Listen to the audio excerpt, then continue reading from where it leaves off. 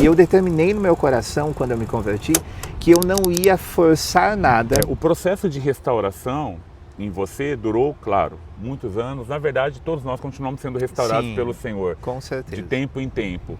Mas talvez hoje seja muito mais fácil para você observar, de repente, alguém que, pelo teu jeito, mantém uma certa distância do que foi naqueles primeiros dias. Sim. Né? Até porque você veio de um contexto de rejeição, tudo que você precisava era ser abraçado.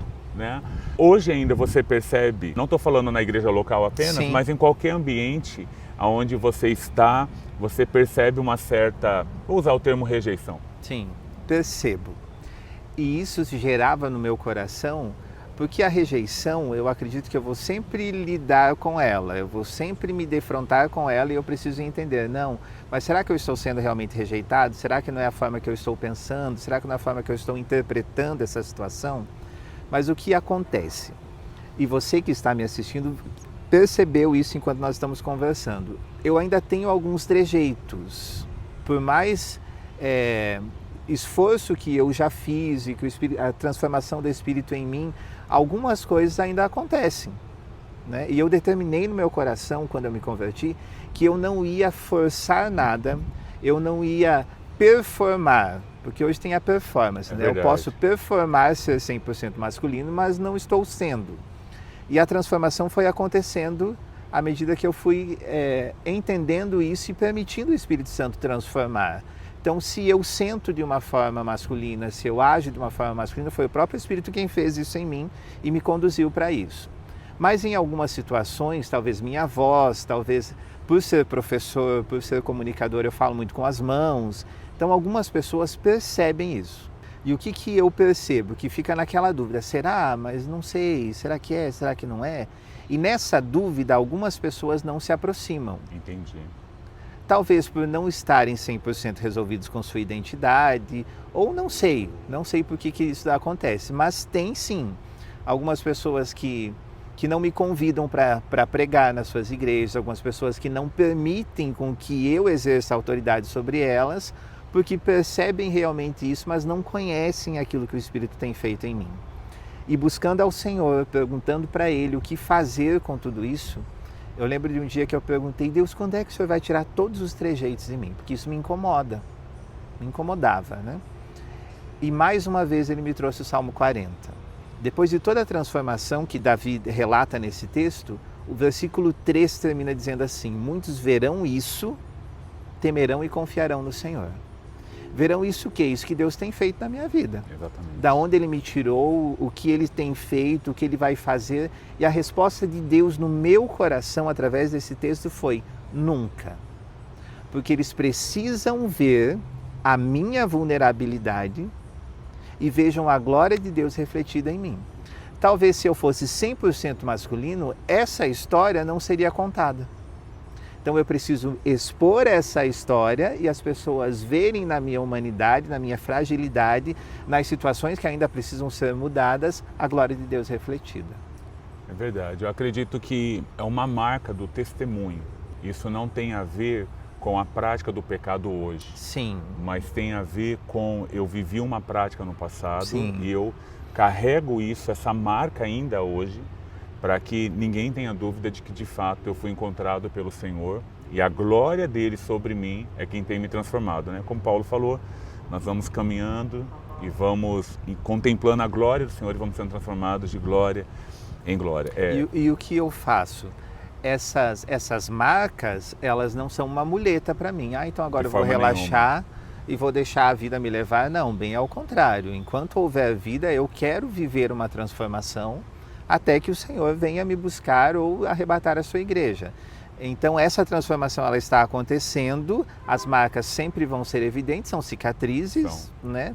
Mas eu não me apego nelas como uma desculpa para continuar vivendo. Perfeito.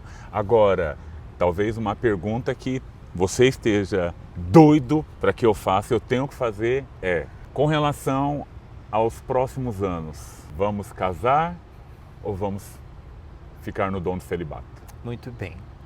Eu tenho algo muito claro e muito convicto no meu coração. Eu vivo um passo de cada vez. Lâmpada para os meus pés são é a sua palavra. Vai iluminando o meu caminho.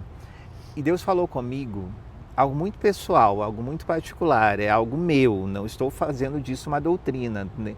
Você não precisa fazer isso. Conheço pessoas que viveram esse estilo de vida e que são casados hoje, são pai de filhos. Sim. Temos uma referência mundial que é o Dennis Jernigan, Ana Paula Valadão já verteu muitas músicas dele.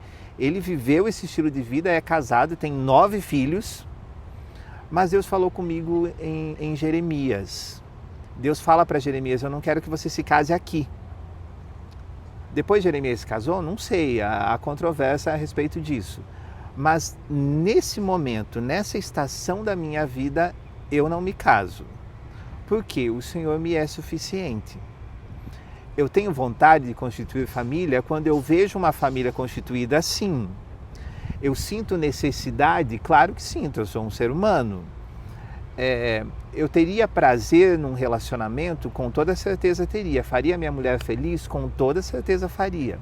Mas nessa estação da minha vida, Paulo fala que o solteiro cuida das coisas do Senhor e o casado cuida da sua família.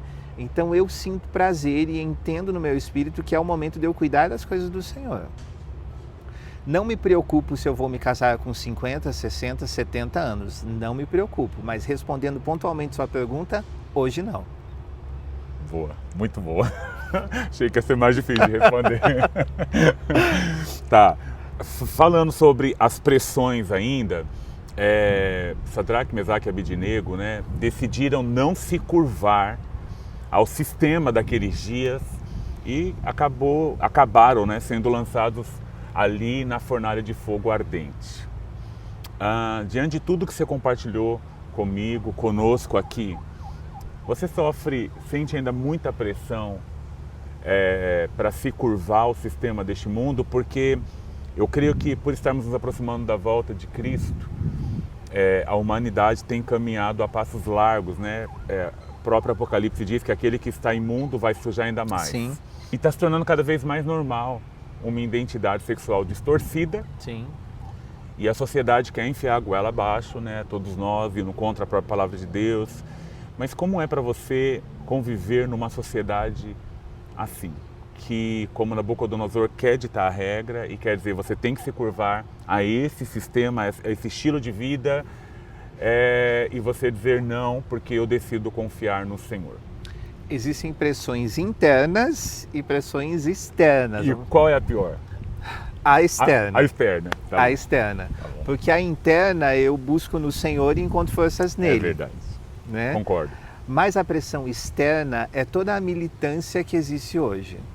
Não se pode falar homossexualismo, tem que falar homossexualidade. Não se pode falar ele e ela, tem que falar elo. Então, o que eu faço? Eu não me rendo ao sistema, eu respeito todas as pessoas que vivem esse estilo de vida. E amamos. Amamos, com toda certeza. Estamos abertos para recebê-los na nossa igreja local e aqui nessa rede social que nós estamos conversando porque também. Amamos, porque o que Deus ama. Mas a pressão externa é sempre essa. Mas não existe esse. Uhum. Mas você precisa se casar para mostrar que está curado. Primeiro que eu não preciso mostrar para ninguém se eu sou curado, se eu não sou. Quem entende a cura, quem entende a restauração, quem entende a transformação e libertação sou eu e o Senhor. Então a pressão externa é essa, de uma sociedade que está cada vez mais doente, cada vez mais distante do centro da vontade de Deus para as nossas vidas, cada vez mais impositiva. Ela pede respeito, mas não respeita o diferente. E as pressões internas são os sentimentos. A fornalha, ela foi aquecida sobremaneiramente, né? 7 vezes. Então a pressão interna, ela vai cada vez mais se aquecendo e a externa também. Como que eu lido com cada uma dessas situações? Às vezes eu não lido, às vezes eu ignoro, silencio tanto o interno quanto o externo e vou vivendo minha vida. E às vezes preciso me posicionar. Hoje não tanto, mas talvez depois desse vídeo você vai precisar segurar o rojão junto comigo para ser meu pastor. Mas eu lembro uma vez, no extinto Twitter, que hoje é chamado de X, né? Eu coloquei uma frase dizendo sobre a minha mudança, a minha transformação. E um pastor expoente da igreja inclusiva, porque existem igrejas inclusivas no Brasil hoje, ele me respondeu. E isso gerou, apóstolo, no Twitter um caos. E nós fomos conversando, e o Twitter é aberto, né? Todo mundo vê. E ele tinha mais de 1 milhão de seguidores, e eu, coitado, tinha só 200 e poucos seguidores. E nós fomos tretando na rede social, ele falando o que ele pensa, eu me posicionando, e a partir desse momento eu comecei a pensar assim, eu vou sempre ter que justificar para algumas pessoas. Uma vez alguém me perguntou assim, você não tem medo das pessoas não virem para a igreja por causa da sua vida? Aí minha resposta foi, não, eu acho que a minha vida é um testemunho vivo do que Deus pode fazer. Para que elas conheçam ao Senhor. Para que elas conheçam ao Senhor. Então eu lido com as pressões assim. Às vezes eu choro, às vezes eu tenho vontade de desistir, mas aí eu me acalmo e lembro que não é sobre mim, é sobre Ele. Eu já morri, já estou crucificado na cruz, meus sentimentos, meus pensamentos estão todos mortos.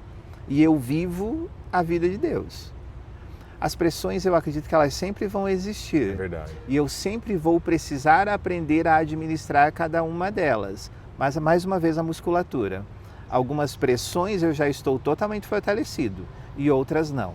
Então, enquanto houver vida, eu vou aprender a lidar com cada uma delas. É importante a gente lembrar que, assim como eu escrevo no livro, tanto Sadraque, Mesaque e Abednego, quanto Daniel, quanto o próprio Pedro, todos eles foram parar em situações de pressão exatamente por um único motivo, pelo seu amor, o seu temor e a sua obediência ao Senhor.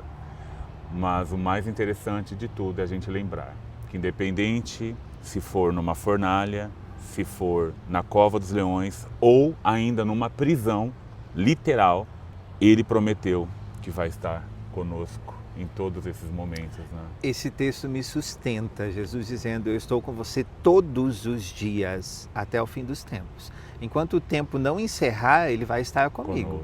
Não, Ele não promete para mim que a vida vai ser fácil, mas Ele promete que Ele vai estar comigo em todo o tempo, e isso é o que me basta. É isso. Se eu te perguntar agora, um sonho, o que você me diz? Eu sonho em que todos possam ouvir o Evangelho de Cristo Jesus, todos possam receber o Evangelho e possam se render a Ele. Eu sonho também com um Brasil transformado, em que eu possa contar a minha história e eu não vou ser apedrejado por causa dela, mas sim alcançar pessoas através da minha história. E sonhos físicos, eu sonho em viajar o mundo compartilhando sobre Jesus. É sempre Jesus. Mas eu quero viajar o mundo compartilhando sobre Ele. O versículo que você mais ama na palavra? Eu estarei com você todos os dias até o final dos tempos. É sobre isso. É sobre isso. Amém. Quero te agradecer pelo teu coração. Você me emocionou agora no final. Ainda bem. Te agradecer pelo teu coração, pela tua disposição. Eu sei que falar do nosso passado é tão terrível, né? Tão nojento às vezes, vergonhoso, mas a tua coragem certamente faz o nome de Jesus ser conhecido, exaltado, e nós estamos aqui para exatamente fazer isso, para que Ele se torne conhecido. É isso. Porque há esperança, ainda para uma árvore cortada. Ao cheiro das águas ela pode voltar a crescer, dar ramos e dar os seus frutos novamente. Você é a prova viva disso.